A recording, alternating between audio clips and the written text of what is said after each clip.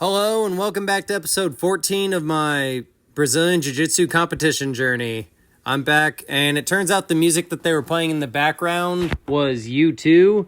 I am not a big fan of U2, the song. Granted, the artists don't have any scandals, so they're relatively good people, but their music just does not excite me, and I don't think it's good background music to be having a competition to. That said, this competition has a 75% no-show. So there aren't many people to be disappointed by it. I do want you to look in the background here and just notice the guy in shorts with a duffel bag as I compete against my opponent who is 31 years older than me. And that is my opponent's wife who just moved to sit with a better view of our match. And the reason I'm pointing out that guy in the duffel bag is he showed up to be a competitor. He is 185 pounds and also my age, and it would have been a better match for us to go against each other, which hopefully we will in the no-gi. As for this, there's only two people who show up for the gi competitions, myself and my opponent who I'm currently going against. You guys saw how the previous episode went where I pulled a triangle and got him even though I had some formatting errors with how I closed the triangle and squeezed it on him. Now I am just actively rolling, and I will analyze this video again in the second playthrough, but I just want to talk more about how I did not like U2 and how I'll have to go back with the previous episode 13 and take that down to not have U2 playing in the background because they are copyrighted per YouTube requirements. And YouTube channels are just a big hassle. Luckily, I know I'm doing this. I'm doing this for Eddie. Eddie, I love you. And also Betty, as in Bettina.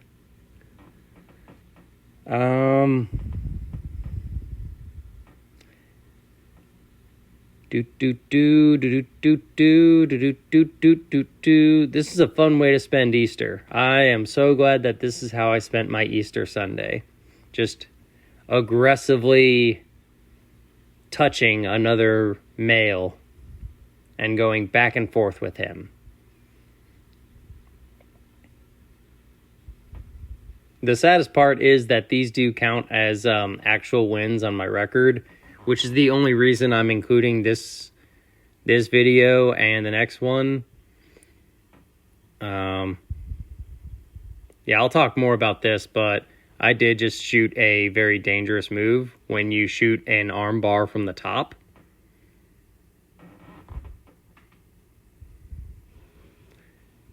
Yippee! All right, so here it is from the beginning. This is the second match of me and my older opponent for the men's 200-pound gi and above. He is 30 years older than me. This is our second match. I beat him in the previous match, as shown in the previous episode 13, by shooting a triangle. I was very confident in the stand-up game. He tried to juke me out, but I just felt confident that I had his number, quickly pulled guard, and now I have him in guard, and I'm trying to close the triangle. And right here, so this is a different ref than I had in the previous match, and this ref is now saying that I cannot pull down on his head to try and smother him against my thigh, which is something that I did do in the previous match. And here he is correcting me. I acknowledge it and just decide to go for a rollover. And now, as you see, I go into side control. And this is my first time in a competitive match, once I clear this knee right here, sitting in an opponent's side control. Once I just get that elbow over and just like, there we go. Now I've tucked it. Now I'm in his side control.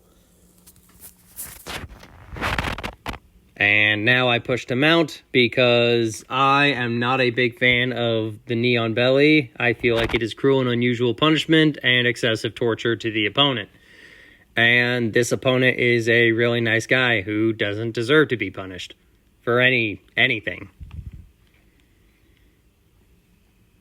And now as I sit and mount, this move is supposed to gas out the person on bottom, and if you apply your pressure right and bury your hooks, burying my hooks being where I have my feet tucked under his feet the way they are, this should be gassing him out because it is a lot of pressure. I had mentioned briefly in the previous episode in the text at the end that this is a Gracie Barra versus Machado style matchup face-off, and that I am technically of the Machado lineage.